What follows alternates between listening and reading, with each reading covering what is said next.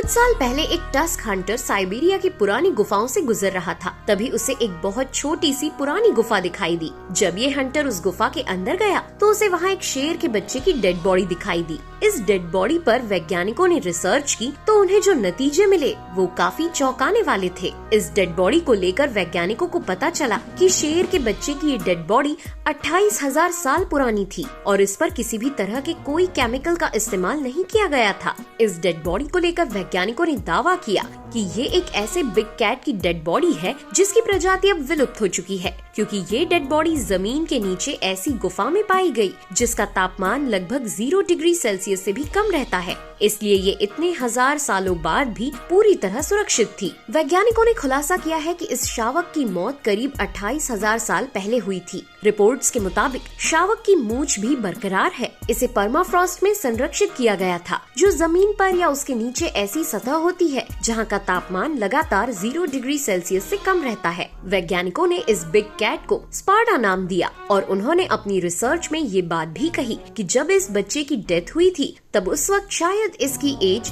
2 महीने की रही होगी। अब हम आपको म्यूजियम में रखी एक ऐसी ऐतिहासिक तस्वीर के बारे में बताने वाले हैं जिसमें एक बहुत ही गहरा राज छिपा हुआ था, लेकिन वो राज सालों तक किसी को नजर नहीं आया। हम जिस ऐतिहासिक तस्वीर की बात कर रहे हैं वो ऑस्ट्रेलिया के नेशनल म्यूजियम में टंगी हुई थी। इस म्यूजियम में काम करने वाले एक कर्मचारी को लॉकडाउन के दौरान ये ख्याल आया कि वो म्यूजियम में रखी हुई तस्वीरों को साफ कर दे। यही सोचकर वो म्यूजियम में हॉल में रखी हुई एक पेंटिंग की सफाई कर रहा था। तभी उसे उस पेंटिंग के अंदर कुछ दिखाई दिया। बाद में जब टॉर्च से उसने इस पेंटिंग को गौर से देखा तो उस पेंटिंग के अंदर एक बहुत ही पुराने जमाने की एक तस्वीर दिखाई दी जिसमें एक अजीब सा जीव बैठा हुआ दिखाई दे रहा था। इस पेंटिंग के अंदर जो अजीब सी आकृति दिखाई दे रही थी उसको देखकर ऐसा लग रहा था कि ये पहले एक पुरानी तस्वीर थी जिसके ऊपर इस पेंटिंग को बनाया गया था।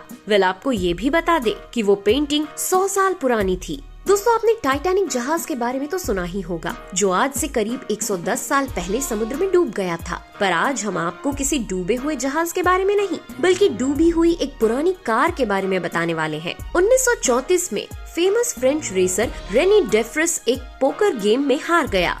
इस गेम में उसने बहुत ज्यादा पैसा लगाया था, लेकिन उसके पास इतने पैसे नहीं थे कि वो उन पैसों को चुका पाते और अब उनके पास सिर्फ उनकी एक काफी महंगी टाइप 22 नाम की कार बची थी। इससे पहले कि वो अपनी इस कार का इस्तेमाल कर पाते, उसकी कार इटली और स्विट्जरलैंड की बॉर्डर पर मौजूद एक झील में डूब गई। काफी दिनों तक लोगों को इस बात पर विश्वास नहीं हुआ कि उसकी कार डूब चुकी है, लेकिन 2009 में जब इस झील की सफाई हुई तो सफाई करने वालों को ये कार झील की सतह पर मिली। इस कार को झील के बाहर निकाला गया। जब इस कार को बाहर निकाला गया तो ये कार ठीक ठाक हालत में थी। बाद में इसे देखकर लोगों को 1934 वाली उस बात पर भरोसा हुआ जिसे वो सिर्फ एक कहानी मानते थे। चीन के पुरातत्व विभाग में काम करने वाले शोधकर्ताओं को अपनी शोध के दौरान कई हजार साल पुराना एक प्राचीन मुखौटा मिला। इस मुखौटे को ढूंढने वालों ने जब इस पर रिसर्च की तो उन्हें पता चला कि ये मुखौटा शुद्ध सोने का बना हुआ है। चीनियों को ये प्राचीन मास्क इतना पसंद आया कि उन्होंने इस मास्क के जैसा एक वर्चुअल मास्क बनाकर सोशल मीडिया ऐप पर इस मास्क के साथ खूब सारी रील्स बनानी शुरू कर दी। फिलहाल ये मास्क अब दुनिया भर में बहुत फेमस हो गया है और इस मास्क को लेकर बने मीम्स भी इंटरनेट पर काफी वायरल हो रहे हैं। चोंगकिंग नाम का एक चीनी मछुआरा रोजाना समुद्र के अंदर मछली पकड़ने के लिए जाया करता था। हमेशा की तरह जब एक दिन वो मछली पकड़ने गया तो उसे एक ऐसी बड़ी मछली दिखाई दी जिसे उसने उस दिन से पहले कभी नहीं देखा था। मछुआरा पहले उसे एक कैटफिश समझ रहा था, लेकिन असल में वो एक बड़ा सैलमैंडर था। उसका वजन करीब 110 पाउंड था और वो तकरीबन 5 फीट लंबा था। बाद में जब इस पर रिसर्च की गई तो ये पाया गया कि वो तकरीबन 200 साल पुरानी थी। इसके ऊपर की गई रिसर्च के बाद वैज्ञानिकों को ये भी पता चला कि पुराने समय में इसकी काफी ज्यादा कालाबाजारी की जाती थी, क्योंकि इसका इस्तेमाल कई सारी दवाइयों को बनाने में किया जाता था। इसलिए इसकी मार्केट में काफी ज्यादा कीमत थी। पर इतने सालों बाद इसको यहाँ देख वहाँ के लोग हैरान रह गए। अब हम आपको एक ऐसी अजीबो गरीब किताब के बारे में बताने वाले हैं जो अपने रीडर्स को अजीबो गरीब चैलेंजेस देती है। असल में दोस्तों 80 के दशक में शिकागो के एक बच्चे रोब रॉले को उसके दोस्त ने बर्थडे पर एक किताब गिफ्ट की थी। इस किताब में न केवल असली कहानियाँ थी बल्कि बहुत सारे क्लू भी थे जो असली जगहों को लेकर थे। किताब में बताए गए एक क्लू में ये बताया गया था कि एक पार्क में कहीं पर खजाना छिपा हुआ है। किताब में बताए गए क्लू को फॉलो करते हुए जब एक पार्क में सुराग वाली जगह की खुदाई की गई तो वहाँ एक अजीब सा ट्रांसपेरेंट बॉक्स मिला। जब इस बॉक्स को खोलकर देखा गया तो उसके अंदर एक चाबी भी मिली और उस चाबी को उस किताब के लेखक को देने की बात उस किताब में कही गई थी। इस चाबी के बदले रीडर को लेखक की तरफ से $1000 का ये रियल एमरलैंड भी मिलता था। है ना ये कमाल की बात। क्या आपने कभी ऐसी किसी किताब के बारे में पहले सुना था? हमें कमेंट करके जरूर बताएं।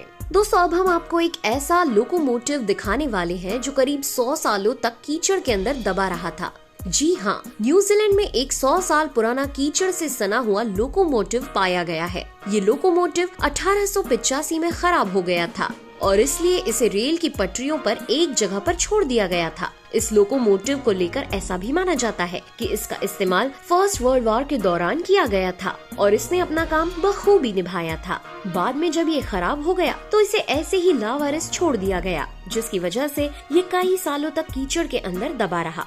अभी हाल ही में इस 100 साल पुराने लोकोमोटिव को खुदाई के दौरान एक कीचड़ से निकाला गया है। ब्रिटेन में एक आदमी को मेटल डिटेक्टर की मदद से जमीन के अंदर दबे पुराने सामान को ढूंढने का शौक था। ये आदमी एक दिन मेटल डिटेक्टर का इस्तेमाल करते हुए जमीन के अंदर कुछ खोज रहा था कि अचानक उसे रोमन सभ्यता का एक असली हेलमेट मिल गया। ये हेलमेट कई हजार साल पुराना था और इस हेलमेट को रोमन सभ्यता में रहने वाले पहना करते थे। इस हेलमेट की खोज करने वाले इस आदमी को जब इसके बारे में पता चला तो उसने बाद में इसे 2 मिलियन पाउंड में नीलाम कर दिया। तकरीबन 10 साल पहले ब्रिटेन और यूरोप के लोगों ने समुद्र के किनारे कुछ अजीबोगरीब चीजें खोजी थी। इन लोगों को समुद्र के किनारे एक रबर ब्लॉक मिला था। इसके बारे में ये माना जा रहा है कि शायद ये कोई चमत्कारिक ब्लॉक है। इस रबर ब्लॉक के कवर पर बड़े प्रिंट में टियापेटर लिखा हुआ था। अब इस वर्ड का मतलब क्या था ये तो किसी को नहीं पता चल सका, लेकिन इस पर रिसर्च करने वाले वैज्ञानिकों के अनुमान के मुताबिक ये नाम उस पुराने जमाने के किसी गांव के नाम पर हो सकता है।